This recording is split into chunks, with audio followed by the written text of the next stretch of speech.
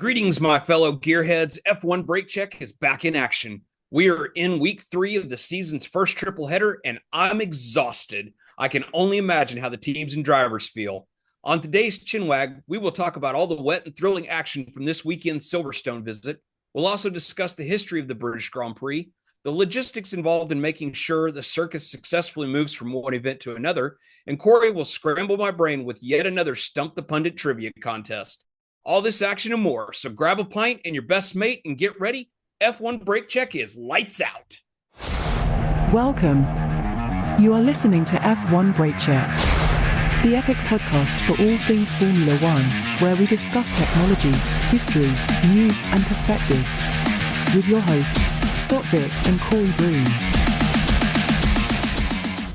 All right, we're back with F1 Brake Check. My name is Scott Vick. I am one of your hosts. With me, as always, is my pundit for life, my brother in arms, my ride or die, Corey Broom. Corey, how are you doing this week, sir? Great weekend. We had here in the U.S., we celebrated 4th of July. So we actually had Thursday and Friday off. So a nice 4-day weekend. It was nice and relaxing for the most part. Yes. So it's With pretty some good. great How about F1 you? action. Yeah. To pass the time. Silverstone was fantastic. Silverstone Yes, it never was. disappoints. Yes. Yes. Anyway, how was your weekend? Mine was great. It was like you. I had a nice long weekend, putted around the house, broke bread with the family and everything. Yeah. So it was all in all, it was real nice. So, and then we got an absolute cracker of a race weekend from Silverstone. Like you said, it never fails to disappoint. I was really super stoked about how good it was this weekend. Yeah. I can't wait to start talking about that, actually. Yep, absolutely. All right, then. So let's get into our history lesson about the British Grand Prix. So the year is 1950, and at a surplus World War II airfield, the roaring of engines shattered the silence of the British countryside. The first race of the season for a newly created racing series is about to begin. The history of Silverstone and F1 will forever be intertwined from this moment onward, as the former Royal Air Force bomber field hosts the very first Formula One Grand Prix. Italian driver Giuseppe Farini will win the race for Alfa Romeo, but the excitement generated by this race will set the stage for Silverstone's central role in Formula One for many years to come. During the 1950s and 60s, the British Grand Prix would alternate between Silverstone, Aintree, and Brands Hatch. While each track featured characteristics that would make them unique and would lend themselves to the lore of F1, it was the iconic Silverstone that would set the de facto standard by which all F1 tracks would be measured. The central part of England would become known as the cradle of F1, with a number of the teams calling the surrounding countryside home. These teams would come to dominate the sport during the 60s and 70s, with legends like Jim Clark, Jackie Stewart, Sterling Moss, and Graham Hill becoming household names both in their native England and worldwide. Jim Clark, driving for Colin Chapman and the legendary Lotus team, won the British Grand Prix 5 times between 1962 and 1967, showcasing his extraordinary skill and consistency.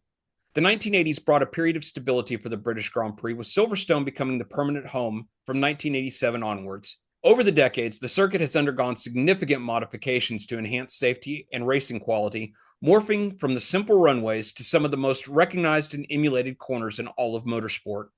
The 1987 race saw the rise of Mansell Mania when Nigel Mansell chased down and overtook his Williams teammate Nelson Piquet in a truly spectacular demonstration, thrilling the very partisan British crowd. Mansell would again energize the crowd with his victory in the 1992 British Grand Prix and the subsequent enthusiastic celebration as fans stormed the track. Other notable moments include Ayrton Senna's dramatic last-lap victory in 1988, Damon Hill's emotional win in 1994 after the death of his teammate Senna earlier in the season, and the intense battles between Hamilton and Verstappen in recent years. The British Grand Prix has consistently delivered excitement, showcasing the very best Formula One has to offer. The 21st century has seen continued evolution of the storied track, and drama at the British Grand Prix is never in short supply. The dominance of British drivers continued with Lewis Hamilton emerging as a central figure. Hamilton, who began his Formula One career in 2007, has won the British Grand Prix now a record 9 times, surpassing the previous records held by Jim Clark and Alain Prost. His victories, particularly in dramatic conditions such as the rain-soaked 2008 race, have further cemented his status as one of the sport's true greats. Silverstone's evolution has been central to the British Grand Prix success. Originally a temporary circuit, the track has become one of the most iconic circuits in the Formula One.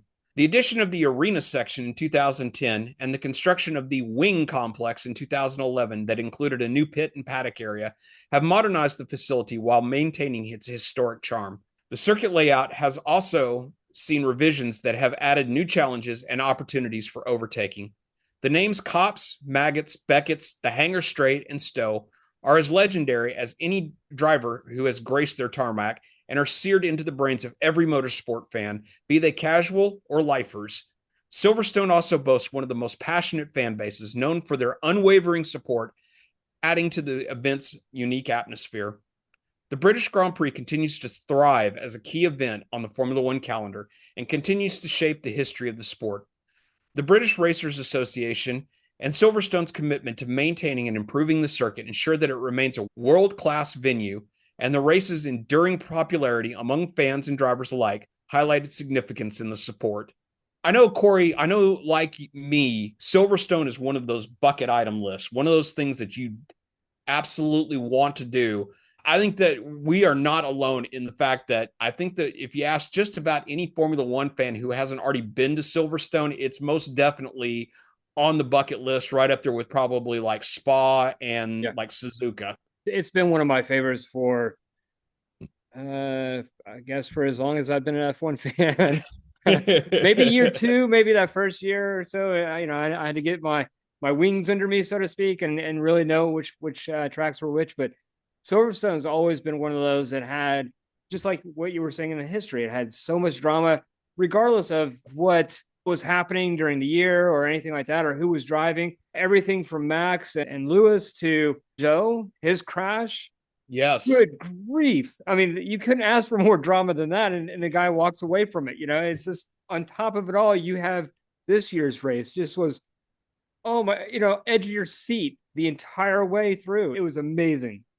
Yeah. But yeah. To sum it up, definitely this is one that I want to see very, very badly. Very, very much. In the history, there's a lot of moments that I left out. To me, probably there's been 3 times that the race has been so amazing that they are just permanently seared in my brain. There's the 92 win by Nigel Mansell and just the absolute, just electric atmosphere. And that was just one of the most incredible scenes to ever see. And then the emotion for Damon Hill to win his home Grand Prix in 1994 after he was basically went from secondary driver and was thrust into the team leader after the tragic events that took Senna from us that we've gone over many, many times. The sheer emotion, not only was he able to take a very, for lack of a better term, downtrodden Williams team, a team that was very much still in mourning after the loss of Senna,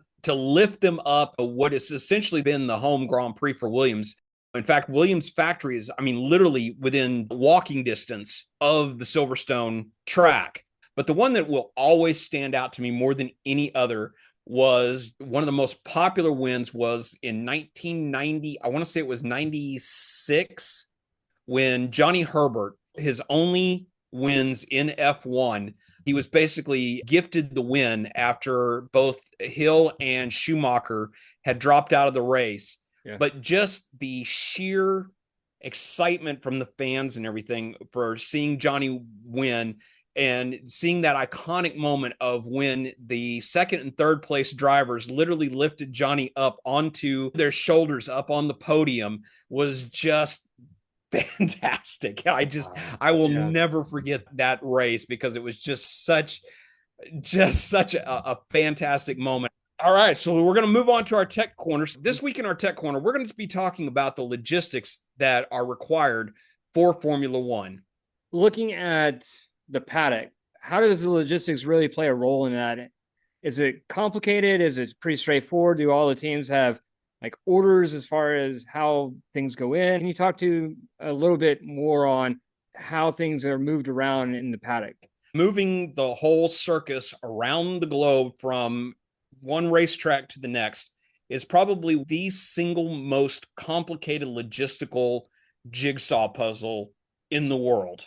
There are actually multiple pieces to the movement of freight between the races for each of the teams. There are basically three separate, for lack of a better term, divisions in how the equipment and personnel and everybody are moved around. So on average, most races, the teams will send somewhere around 100 personnel to each and every single one of the races. And there will be probably, each team will move probably about 50 tons of equipment to each race. When we talk about the races themselves, we have to talk about what are referred to as the flyaway races, because all of the teams are based in Europe. Right. And so the flyaway races are all of the ones that are not part of the European continent.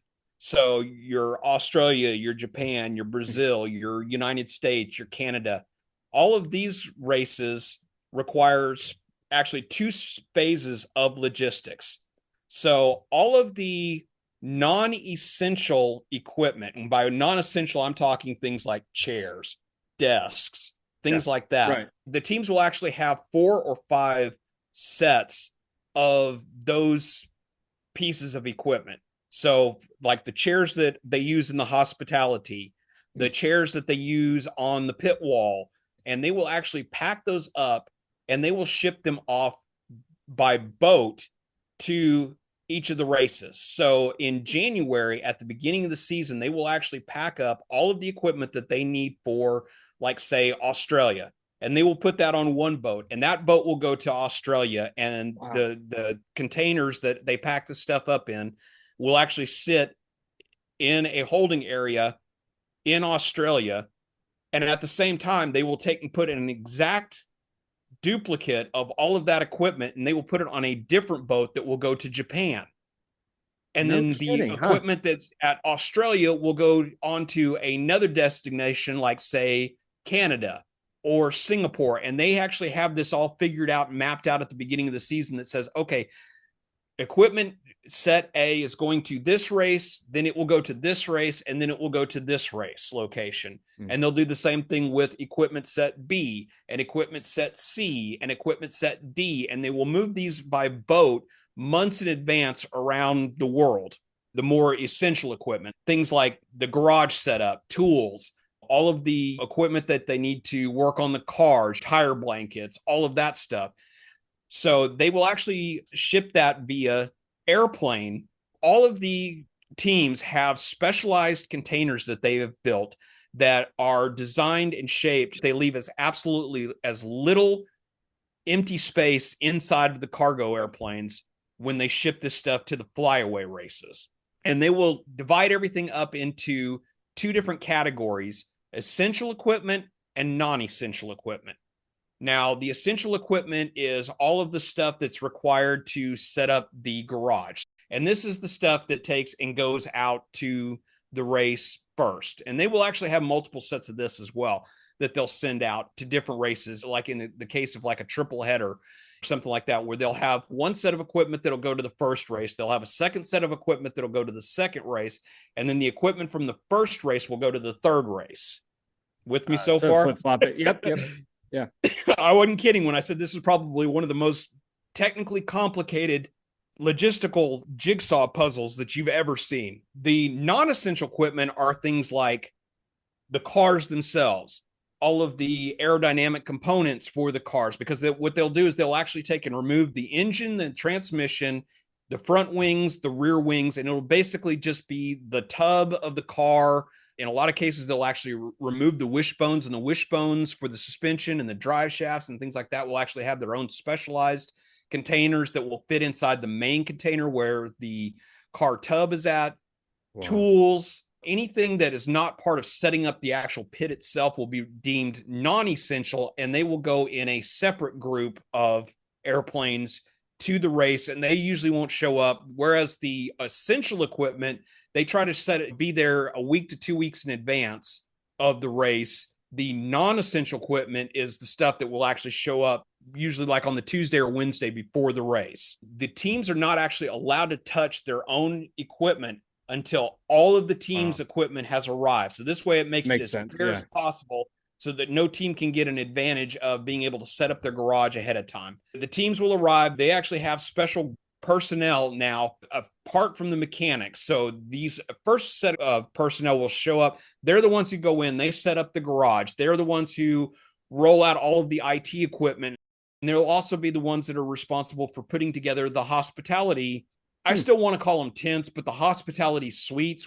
Then the mechanics will take all of the quote unquote non-essential equipment, which is the things like the cars and the tire blankets and things like that, and the tools and stuff like that. And they're the ones responsible for loading those out into the garage. At the end of the race, they pack all of that stuff up. And even during the race weekend, when they're finished with, like, say, if they have a particular piece of equipment that they only use during the assembly of the garage, they will pack that away and have that ready to be shipped out almost immediately. Sometimes even during the race weekend, if they're done with a particular piece of equipment and they know without a doubt that they're not going to need it anymore, they'll send it on to the next race or send it back to the factory. So all of this happens on a flyaway race.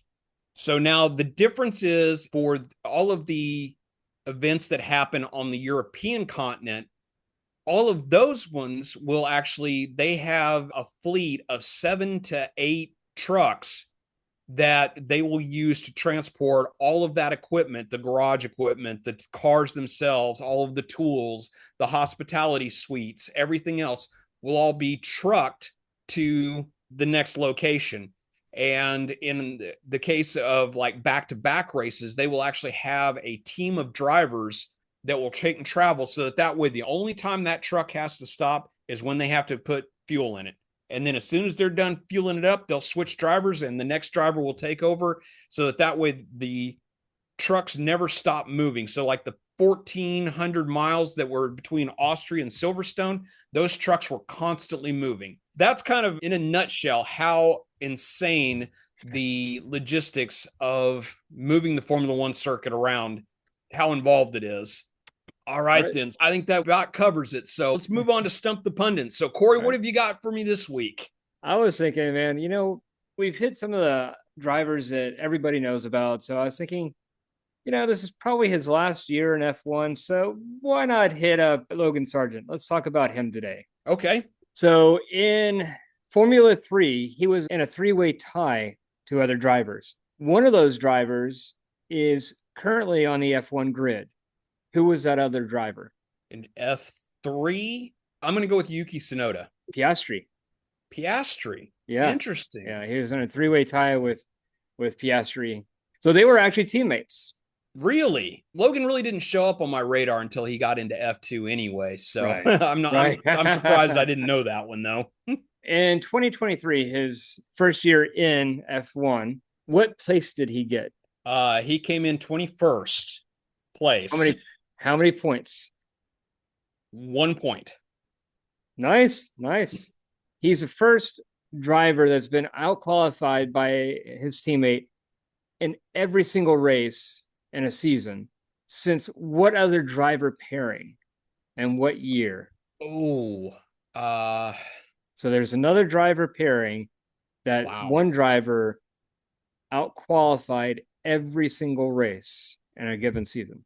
I really don't know, but I'm going to go out on a limb. It's going to be somewhere in the early 2000s. So I'm going to say somewhere between 2000 and 2003. I'm going to say the Schumacher-Eddie Irvine pairing. I want to say that there was a season where Schumacher outqualified Irvine every single race that season, but I could be wrong, and I probably am wrong. Yeah. It was 2020 was the year, and the driver pairing was Max Verstappen and Alex Albon. Wow. Okay. That's interesting. For those fans that enjoy IndyCar, I keep hearing more and more that Logan's heading that way. So you can take this information moving forward to IndyCar.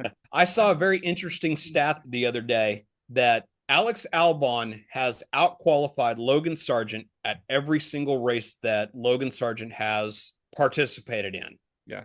But Logan Sargent has outqualified Checo, I think it's like 7 or 8 times. No kidding. Seriously. I thought that was just absolutely mind-boggling. That's not a good stat, Checo. Yes, that is not a good stat to have. And that's it for Stump the Pundit. All right, cool. All right, well, let's move on to our news and let's recap all the action from the Grand Prix this weekend at Silverstone. It's probably one of the most popular victories you're going to see in quite a while, in the fact that Mercedes wins again. Last week at Austria, the tangle between Max Verstappen and Lando Norris gifted the win to George Russell. At Silverstone, Mercedes-Benz flat out had the pace to win this race. And so Lewis Hamilton comes home, and as we talked about in the history lesson, he comes home for his record-breaking 9th win at the British Grand Prix. The emotion that you saw from Lewis, both in Parc Fermé and on the infield after he climbed out of the car and on the podium, there's no denying that Lewis is one of, if not the greatest Formula One driver ever. It was such an incredible win. Mercedes won not because of a flub up, not because some mismanagement or a long pit, nothing like that. They won fair. They had the pace. They were going strong. Now, albeit, I think towards the end, I think Max was really coming forward pretty strong. He chose the hard tires instead of the softs. So given another 5-10 laps, Max probably could have caught him. I think that was a flub up on Mercedes' part. But beyond that, I think that they drove a fantastic race. They had a strategy all the way down, except for the, going to the softs. But hey, he was way ahead enough to where the softs got him to where he needed to be. So, he drove just phenomenally. He had the passion. He had the drive. It looked like the old Lewis from years ago. Oh, absolutely. I have 2 points to make. So the first thing is that as little as a month ago, we were talking about Mercedes saying, how much longer are we going to have to make excuses for their middling performance? And I don't know, I think maybe somebody at Mercedes was listening to us or something. And, and all of a sudden, the last 3 races, they have been incredibly strong. George, who has sat on the pole multiple times, George looked really strong. I mean, this is the first front row lockout that Mercedes had in, it's been 3 years. So the last time 3 years, wow. Mercedes had a 1-2 lockout of the front row was the 2022 San Paulo Grand Prix, which was also Russell's first victory in Formula One. The pace of Mercedes this weekend was just undeniable. But at the same time, you have to feel so bad for George. This is the second time in the last 3 years that George has failed to even finish in his home Grand Prix. And it was nothing that he could have done. It was just, from what the initial reports were, is it sounded like the cooling system failed and that they lost the water pressure. And so instead of cooking the engine, they brought him into the pits and retired the car, to go to show just what a class act George Russell really is. The first person who congratulated Lewis in Parc Fermé was his teammate. He's a phenomenal driver and just a great human being. He just is always there. And for the most part, I won't say always, but for the most part, he does what is right, no matter what.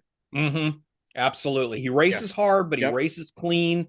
He does whatever the team asks of him.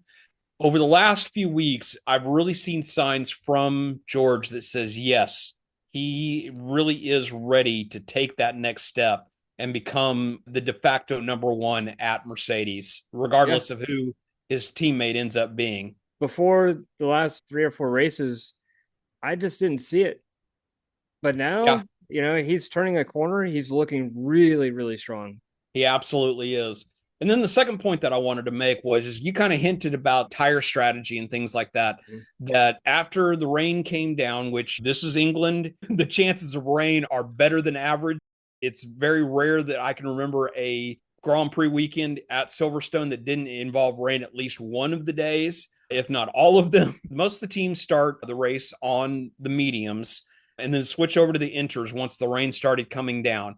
And then when they hit that crossover point where it was time to go from the inners back to the slicks, which I was looking at Max when he came in to make his stop, he had worn those inters down to the point where they actually looked like slicks. In fact, I even rewound it to look at it a couple times just to make sure I was seeing what I was seeing. And the fact that, yes, I mean, he had literally worn them things down to the point where they looked like slicks. When he chose to go with the hard tires, I really kind of questioned that. I thought, oh, that's probably not a good idea because there's only a handful of laps and you've got Lando and Lewis in front of you with the soft tires on, and Pirelli's estimate was the soft tires were worth about 1 to 1.2 seconds over the hard tires. That I thought for sure, okay, this was not a good choice by Red Bull, but it ended up being that no, they had it spot on. Max was actually able to haul in Lando and pass him to take second in the Grand Prix. Lewis had the luxury of being out in front, and with Lando trying to chase him down, I think he ate up the soft tires a little faster than what Lewis did. I don't think Max would have been able to catch Lewis. Maybe 10 laps. Lewis had been able to really manage the soft tires. He was managing the soft tires, and I really think that there was some extra pace there that had he needed it in order to keep that gap between him and Max, I think that he would have had that available. All right, so let's talk about McLaren real quick. So McLaren, Lando takes the third step on the podium. So this was a dual podium for the British drivers, which drove the British fans absolutely bonkers with excitement. McLaren once again looked really strong all weekend long. And like you alluded to, I do really think that Lewis made the smart choice in going, and Mercedes made the smart choice by going with the softs. And Verstappen and Red Bull made the right choice not being in the lead by going with the hard tires. And they even talked about it over the radio with Lando about whether they wanted to go soft or whether they wanted to go mediums. Right. And I think that had they made the decision to go with the mediums, absolutely, I think that he would have been able to hold Verstappen at bay. I don't think he would have been able to catch Lewis, but I do think that he would have been able to keep the pace up, to keep Max at bay. I do think that McLaren got it wrong in that point of the strategy, and the fact that for the last stint, they chose the wrong tires. The softs just degraded too fast. Or you should have just given up first place and said, okay, I will settle for second place and not degrade my tires so much. So either way, either you try to catch Lewis, which is what he did on the soft tires, degraded his tires to an extent where here's just easy pickings. In fact, he didn't even fight Max. So he just pushed and pushed and pushed, and to a point where it wasn't even a contest. So he just, he knew he had nothing left. Choose your strategy. If you wanted soft tires, fine, but you had to manage those tires just like Lewis was managing, like what you said earlier. He was managing those tires to such a good extent that he wasn't really having to worry about Max given the amount of laps that were left in the race. McLaren, they're going from strength to strength to strength. Oscar finished an absolutely brilliant fourth. During the race. At one point, both Oscar and Lando were able to sweep around both of the Mercedes and were actually pulling away before the wet stuff really started coming down. Right. And they just looked really, really strong all weekend long. And Oscar, to his credit, Lando's retirement last week at Austria, Oscar is now out front in the fact that he is the only driver to have not only finished every single lap this season, but he has scored points in every single race this season. Ferrari's kind of dropped back a little bit. You know, we'll talk about them here in just a bit, but Ferrari isn't as much of a threat, but McLaren, absolutely. And same thing with Mercedes. I think that McLaren is pulled even with Red Bull. I think Mercedes is just a little bit back, but I think part of it this weekend was the Mercedes is really, really good. We saw it at Austria. We saw it again this weekend. But I think the British drivers with the British crowd had just that little bit extra that made them just, willing to hang it out just a little bit more to have a good showing in their home race. So the real test will be in 2 weeks' time. Well, first of all, let's take and talk about Checo, and then we'll talk about Max in just a second. So Checo is the head scratcher in all of this, that Checo takes and gets a 2-year contract extension with Red Bull. You would think that Checo would be lighting it up. He didn't look great. I mean, he looked good, but he didn't look great during the free practices. And then when it comes time to qualify, he pitches it in the kitty litter in Q1. And the only reason why he started 19th instead of 20th was the fact that Gasly took so many penalties for changing out the power unit in his Alpine that he ended up starting from the pit lane. Your thoughts? I thought it was an odd call that they made, really as early as they made that call for a 2-year extension for Checo. I've always questioned that. Even when they first did it, it didn't make a whole lot of sense. And now with his given performance, it's, and I understand he did have a really bad pit stop as well. So granted, but still, even before that pit stop, he just wasn't there. No, and he hasn't been there for a few races now. Yeah. So it's absolutely. Like 2023, half the season, he was absolutely wretched. Yes. No, I totally agree with you. I can see you're trying too hard and you pitch it into the kitty litter during Q1. Happens to some of the best, but most of the time they're able to redeem themselves during the race. And because they're able to take the pace of a superior car and they're able to work their way through the field, maybe not podiums, but at least into decent points paying positions. And this week, Checo just looked completely lost during the race. Yeah. In the fact that he finishes 2 laps down, gets lapped by his teammate.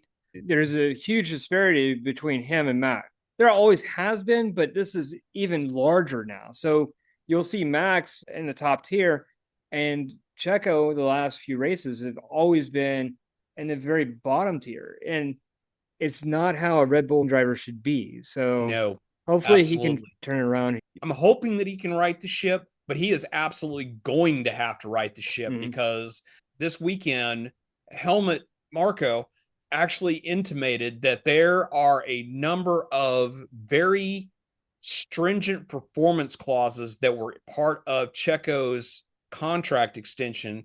And if he doesn't turn things around pretty quickly, I have a sneaking suspicion that the team is going to start looking at replacing him. Seen it before, so I'm sure absolutely. We'll see it again.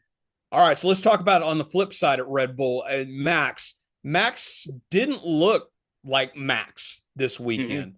He was in the top 10 of all of the free practices, but he wasn't at the top of any of the time charts. Qualifies for Max as a very uncharacteristic 4th place for the Grand Prix. It was really just a masterful drive and a masterful strategy that saw Max claw his way from 4th at the start, take 2nd place on the podium. And he was only about, a second and a half off of Lewis at the finish. It was a very inspired drive by Max this weekend. Admittedly, part of it is he took advantage of the rain as well. He's one of those drivers that is so good in the rain that he was actually able to take advantage of it and claw gains during the wet part of the Grand Prix. So your thoughts? He didn't do well, like you said, on Friday and Saturday, but he definitely pulled it back on, especially the last few laps, I think it's 20 laps or 15 laps of the race that he poured it on. He was able to get through past Lando with ease. He was getting into reach of Hamilton, given a few more laps. He probably could have at least caught him, if not actually passed him. Yeah, absolutely. Shall we move on to Ferrari? Yeah. Ferrari was also kind of a tale of two drivers in the fact that Carlos Sainz qualified a strong 7th place. He was also had a masterful drive and was able to claw his way up to 5th place, take some well-earned points. And on the flip side, you had Leclerc, who failed to reach Q3, ends up qualifying 11th, and then through a number of mishaps over the course of the race, winds up finishing 14th and a lap down. It's kind of a weird dichotomy in the fact that Sainz is the driver that's on his way out, but yet he's consistently outperforming his much more highly touted teammates. So your thoughts? Even before it was announced that Lewis was taking over, I was really surprised that they chose him over Leclerc, because Although Sainz had some problems early on, he always was a very consistent driver. Whereas with Leclerc, I mean, Leclerc is a great driver. Don't get me wrong, but his consistency just isn't there. Not like it is with Sainz. I can definitely see this last year of him with being Ferrari. That one, enjoy the time that you have at Ferrari. It's your last season, and two, this is your resume. You have to do as good as you can Yeah. so he can get the And seat that he wants. exactly. And that's the fact is that every team that has an open seat at the moment has extended a contract in Sainz. So he basically can cherry pick whatever, wherever he wants to go, wherever his next destination is, his for the taking. As we predicted, though, during our prediction part of our show last week, we both predicted that Haas would have a very, very good weekend and they would be the surprise of the weekend. And they did not disappoint with Nico Hulkenberg qualifying sixth and finishing sixth for some much, much needed points. Mm-hmm. And then K-Mag didn't have a great qualifying in the fact that he started in 17th, but he had another really strong drive and finished just outside the points in 12th place. But he had a really, really good drive. I think that he had some issues during the wet part of the race, but other than that, he looked really, really good. And the Haas team looked very, very strong. And, there's another one too, that K-Mag, he looked so good in the race, but before the race, not so much. Yeah, absolutely. And then on to Williams. Yeah. All right. So first of all, I'm going to go a little out of order here. So the first thing we got to take and we got to talk about is Sargent's massive improvement this weekend in the fact that he still got out qualified by his teammate, Alex Albon, made it into Q3, ends up qualifying ninth on the grid for the race. But Sargent, he looked strong all weekend long. We're so used to seeing him at the bottom of the timesheets. And this last weekend, that was not the case. It was very rare in the qualifying or even in the free practices.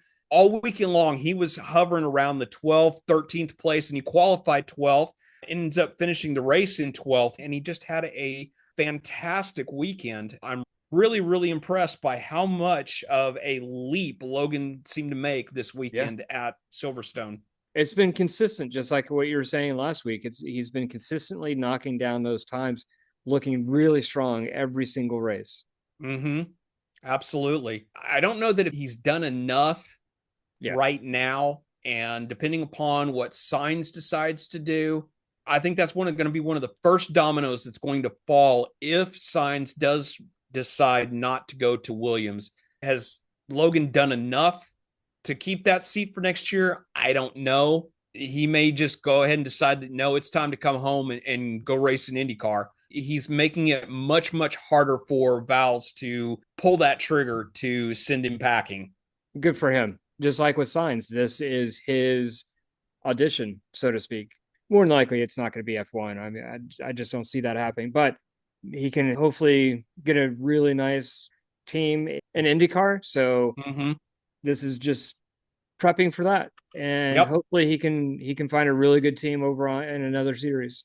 I saw one rumor floating around that if Sargent were to go to IndyCar, that Andretti is looking very, very hard at Sargent, and they may bring him in for a year in IndyCar to drive in 2025 in IndyCar. And then if Andretti is successful in being able to petition to get a place on the grid for 2026 in Formula One, that they would bring Sargent along as a driver for Andretti Global. It may just be pure speculation by somebody wishing the best for Logan, but I thought that was a really, really interesting option, that if Andretti is successful in getting onto the grid for 2026 and then being able to American team with an American driver, and I think that would be a really good story. Yeah, that's awesome. I would love that. Yep. Staying on the subject of Williams, though, I'm sure that you saw on the telecast the Williams livery for this weekend, but did you get to see any of the up close pictures of the livery? No. So this weekend for the race, Williams, who, like I said, their factory is based within spitting distance of Silverstone. They are very much the quintessential British team. They had a special livery for this weekend where they had the Union Jack painted on the engine cover. Mm-hmm. But what was hard to see in the telecast, but Crofty did hit upon it, that on that Union Jack, they had listed the names of over 1,000 people who were either current or former employees of Williams who have helped make Williams the team that they were in the past and the team that they will be going into the future. And I thought it was just such a cool nod to all of the hard work that the current team is putting in and all of the people who have been part of the Williams history. And I thought it was just so freaking cool. Wholeheartedly agree. I didn't hear that story. That's awesome. I thought it was probably one of the coolest things from this weekend. It was that special livery that Williams was running. I actually got to make one correction in the fact that I said that Logan finished 12th. He actually finished 11th. He actually clawed and made a one grid place improvement and was knocking on the door of being in the points. But at the same time, we also have to take and talk about Alex Albon. He qualified 9th, finished the same spot, finished 9th, got some well-needed points for Williams, but it was a very quiet weekend for him. He wasn't very splashy this weekend. Mm-hmm. It was a good weekend for Williams, but it wasn't very flashy and it was very quiet. I think that overall, given where their car is and their drivers, I think overall they did pretty well. Yeah. All right, so real quickly, on to Aston Martin. So this was kind of an unusual weekend in the fact that Lance Stroll out-qualified and out-raced his teammate this weekend. He qualified 8th, ended up finishing in 7th place with George's retirement and everything. And then Fernando Alonso qualifies 10th on Saturday, is able to make up 2 places and ends up finishing 8th place. But he was still almost 10 seconds adrift of his teammate at the end of the race, which I don't know if it's just Fernando had a bad weekend or if Stroll has finally heard the criticism and has finally started to make inroads onto being better, for lack of a better term. As you've noted several podcasts, actually in a row, how much better he's been this year versus pretty much his F1 career. It's been looking very solid and very consistent all this year. Yeah, for the most part. There's been 1 or 2 performances that weren't great, but for the most part, he has looked so much better. We've talked about it before in the past, and the fact that Lance Stroll didn't get into Formula One just solely on daddy's money. When he was in the lower tiers, he regularly outran other drivers that are in Formula One now. He outran guys like Sainz and Perez in the lower tiers. So let's talk about Alpine and Racing Bulls real quickly. Gasly, along with George, was the only 2 retirements this weekend. Gasly just had an absolutely awful weekend. He ended up having to take on completely new power units, so everything. Internal combustion engine, turbo, energy recovery system, KERS, and wound up with a 50 grid place penalty. Which we've talked about how stupid some of these grid penalties can get into. So he essentially had to start the race from the pit lane, which he didn't even do. He took the reconnaissance lap and then pulled into the pit and immediately had to retire the car because there was still continued issues with the car. And so he never even finished a single lap this weekend. So you got to feel for Gasly. Now having the stability of knowing that he's got the contract extension and that he's going to be at Alpine for another year. And Alpine, up until this weekend, as we talked about in the last couple of weeks, how much better Alpine has looked. And then this weekend, they just laid an absolute turd in the fact that Gasly had an absolutely miserable weekend. Ocon qualifies a horrendous 18th. And ends up finishing 16th on the weekend. He's right ahead of Perez, but he still finishes 2 laps down. So just a completely forgettable weekend for Alpine. And on the flip side, though, you had Racing Bulls. Uncharacteristically, Yuki and Danny did not qualify very well. Yuki qualified 13th and Danny Rick qualified 15th. But during the race, Yuki really poured it on and was actually able to grab 10th and grab that last point that was on offer for the weekend. So he had a really, really good drive on Sunday. And then you had Danny Rick, who also clawed his way up from 15th all the way up to 13th. It finishes 1 lap down. But during the race, the Racing Bulls looked much better than they did in qualifying. And this was yet another example of just how much better of a driver Yuki has become this season. And the fact that he was able to fight all the way back to a points paying position by the time the checkered flag flew. We're going to skip over Sauber because for the most part, they just had a pretty miserable weekend. They didn't qualify well, and their best finisher was Bottas at 15th, a lap down. Yep. I don't know what else there is. I'm tired of beating that dead horse. Sauber looks awful. They'll continue to look awful. I think that they really are already looking forward to next year when Alpine starts taking a stronger role in the team. And so we'll just leave it at that. Yep. So we've already talked about the one rumor that I've heard with possibility of Sargent going to Andretti in IndyCar. Also saw another rumor this weekend that looked like Sainz was possibly looking to sign to take the second seat next to George Russell at Mercedes. Wow. With a performance clause that says that he would be able to move to Audi in 2026 based upon performance in their first year and what he saw in the team. So your thoughts on that? That would be awesome. I would really like Sainz to be over at Mercedes.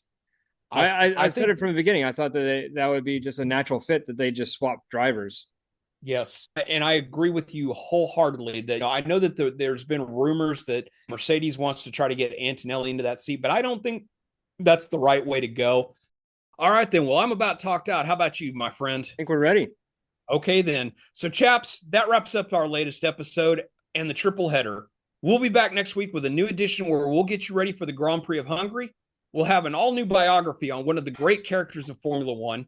Corey will once again try to melt my brain with his trivia questions and Stump the Pundit and lots more. So until next time, he's Corey, I'm Scott, we're the pundits of F1 Brake Check. Let's go!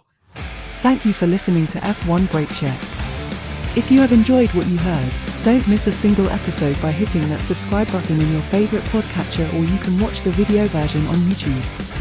Help us grow by sharing us with your friends and fellow F1 fans. You can contact us on Facebook, Instagram, Threads, TikTok and X at F1 Brake Check. Our website is f1brakecheck.com, where you will find links to all our content. We value your passion and your feedback, so please take a moment to review our podcast. Your reviews help us grow and improve, and it means the world to us. Share your thoughts, rate us, and let us know how we can make the show experience even better. F1 Brake Check is a production of Brake Check Media. For your hosts Scott Vick and Corey Broom, until next time, keep yourself inside track limits, and try not to pitch it in the kitty litter.